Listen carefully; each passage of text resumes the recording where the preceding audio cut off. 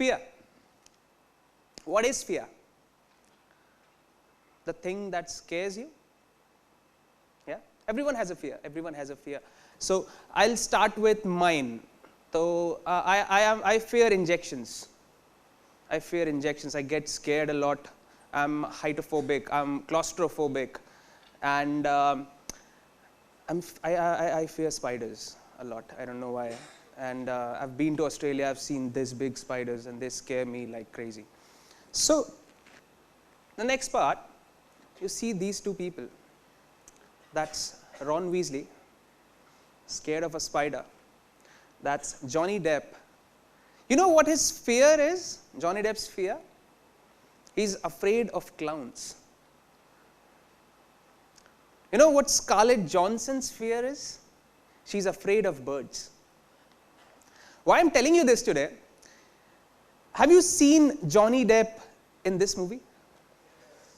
How did he act?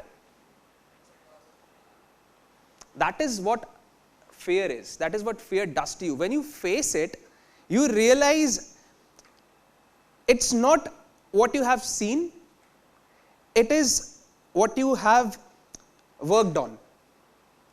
It's from the birth, basically. When you are growing up, you're told a lot of things. Not to do this, not to do that.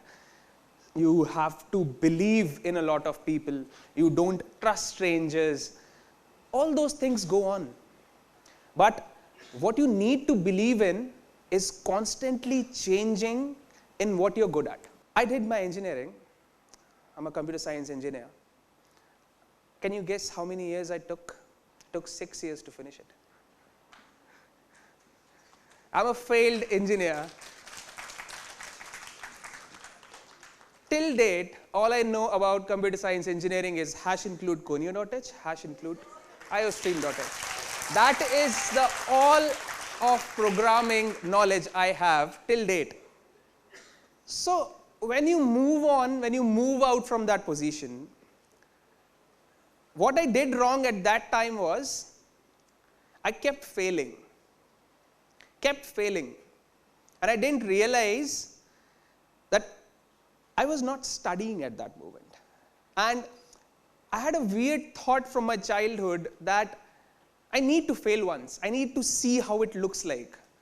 Because both my parents are professors. I have seen them making me study, they bullied me to study basically. I was bullied into education. When I moved out, ran out of the house, did my engineering from a different place, I realized what world was actually like. Went from one stream to another, still nada. Somehow I crossed my engineering. Somehow, I don't know how, somehow. I went to Australia, did my master's. Then I realized I was good at international business. Somehow, I don't know how, it somehow came up, went, did it, finished it in time, I don't know how.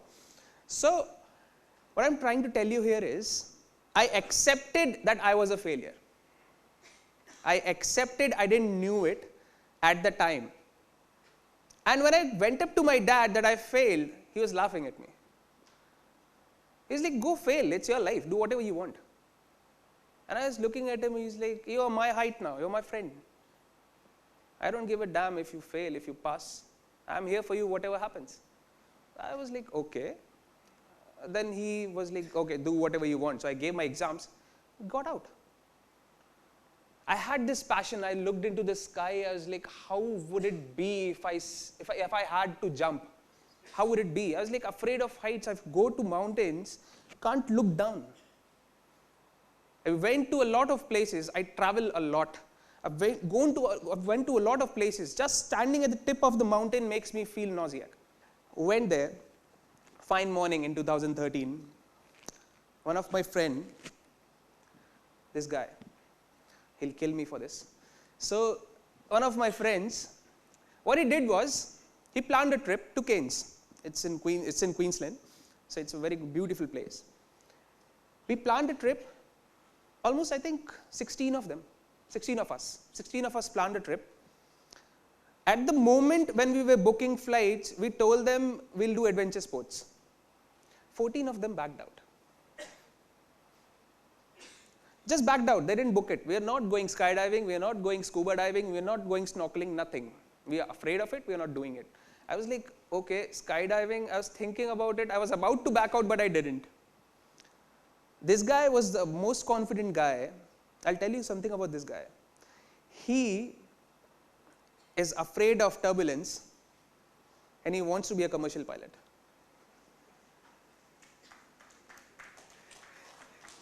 He has an app on all the time. He can tell you what flights are going on up your head right now.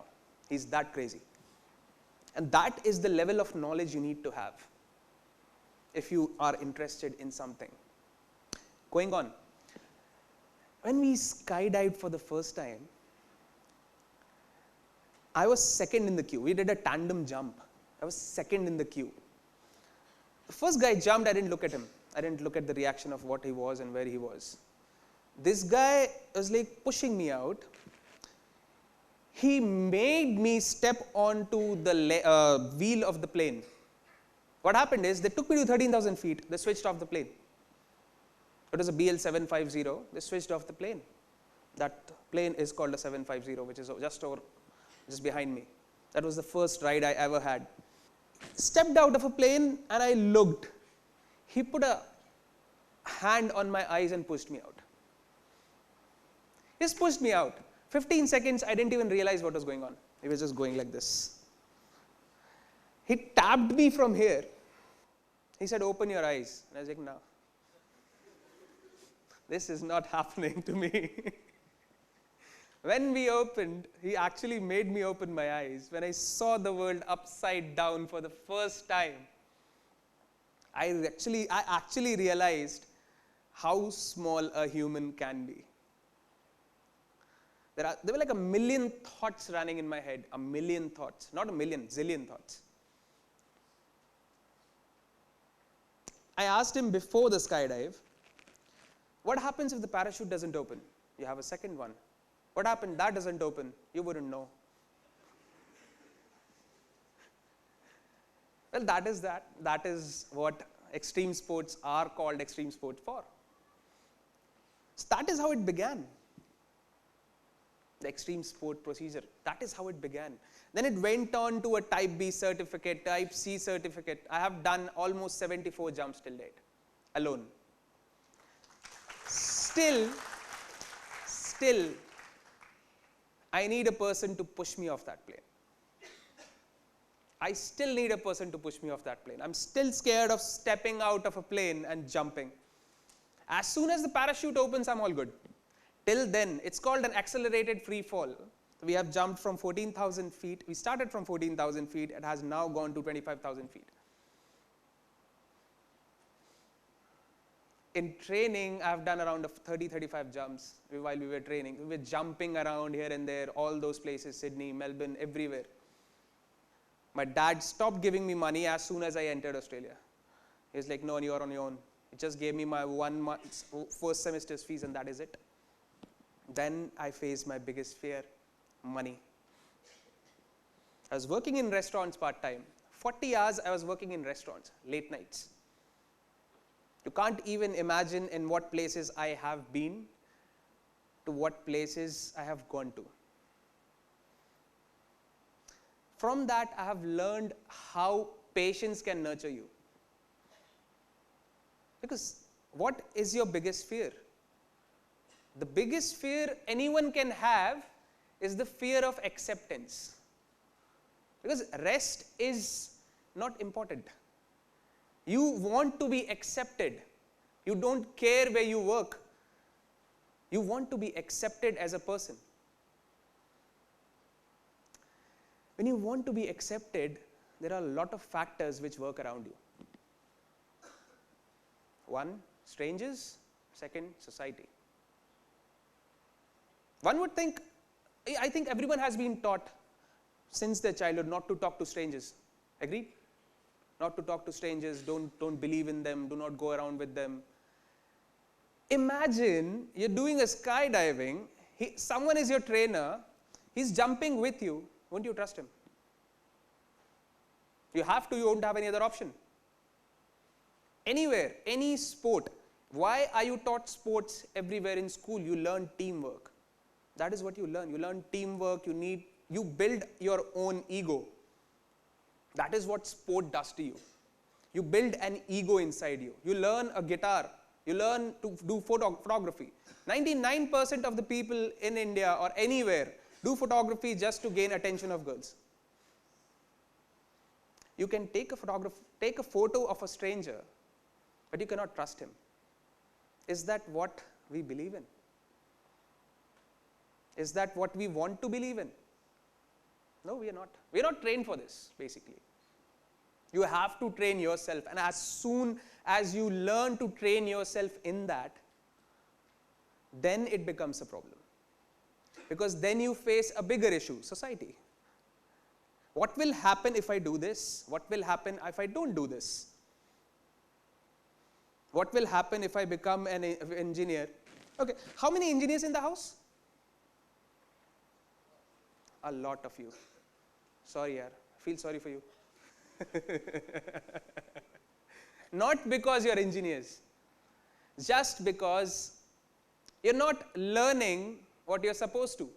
Because when you get out of here, you will be expected to do something which you haven't studied. That is what is society and strangers do. Strangers make you trust in things. Society removes that trust out of your system, keeps it in its back pocket and moves away. That is what you need to get out of. What can be done is go out in the world, try every freaking thing. Don't just waste your time. Instead of scrolling down Instagram and Facebook all night, read one article. Read one article. Ma'am was telling us that rebirth, being a human. I have studied once, I was reading somewhere. Do you know the ratio of you being a human? It's 400 trillion to 1 of all the species. 400 trillion to 1 is your ratio of being a human. Imagine that you are the most intelligent species in the universe, scrolling down Instagram and Facebook every night. What could you do instead? Do what you're good at. If you're a writer, be a writer. Try everything. Don't just waste your time. Try everything. Try everything off beat. Try everything on beat. You want to learn a guitar, be a guitarist. Do whatever you want to do. Just don't waste time.